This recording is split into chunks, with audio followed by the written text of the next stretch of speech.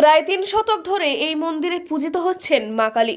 কিন্তু এটা আর 5টা সাধারণ মন্দিরের পুজো নয়। জানেন কি, পুজোর দিনই এই মন্দিরে তৈরি করা হয় মায়ের মূর্তি। আবার পুজোর পর সূর্য ওঠার আগেই হয়ে যায় তার বিসর্জন। এটাই নাকি নিয়ম। একেবারে নিষ্ঠার সঙ্গে এই অদ্ভুত নিয়ম মেনে প্রায় 3 শতক ধরে পুজো হয়ে আসছে জলপাইগুড়ি হলদিবাড়ি রোডের বামনপাড়ার কালী মন্দিরে। অনেকেই বলেন এই মন্দির প্রতিষ্ঠা করেছিলেন দেবী চৌধুরানী এবং ভবানী পাঠক। এখানে দেবী চৌধুরী এখান দিয়ে দিয়েছেন, এখানে মায়ের এই মন্দিরে পূজা পার্বণ করে গোশালার দিকে রওনা দিয়েছিলেন।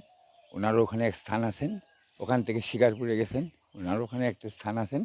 আর এটা দেখা ভালোর জন্য আমাদের কুচবিহার জেলার আগে তো আমাদের ছিল স্টেট ছিল, স্টেটের থেকে যে ইশালদারায় এই পূজা পার্বণের দেখাও ভাল এবং পূজা পার্বণ সেই সময় বাঁশ খড় দিয়েই তৈরি ছিল মন্দিরটি। পরে কোচবিহারের রাজা নৃপেন্দ্র নারায়ণ রায় বাহাদুরের আমলে বর্তমান মন্দিরটির রূপ পায়।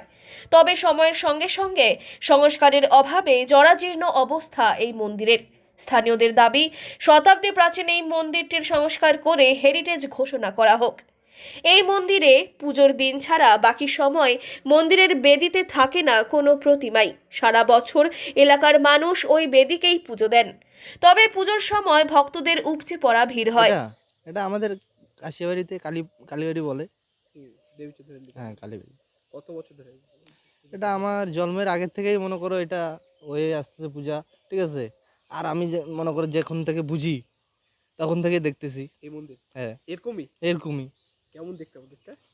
এই যে দেখতেছো। আসে লোকজন, আসে এই মন্দির? হ্যাঁ, আসে তো।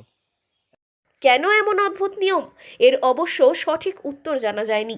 অনেকেই বলেন কাঁচা কালীর পুজোর ইতিহাস, অর্থাৎ মাটি শুকনোর আগেই পুজো সেরে বিসর্জনের প্রথা থেকেই হয়তো এসেছে এই নিয়ম।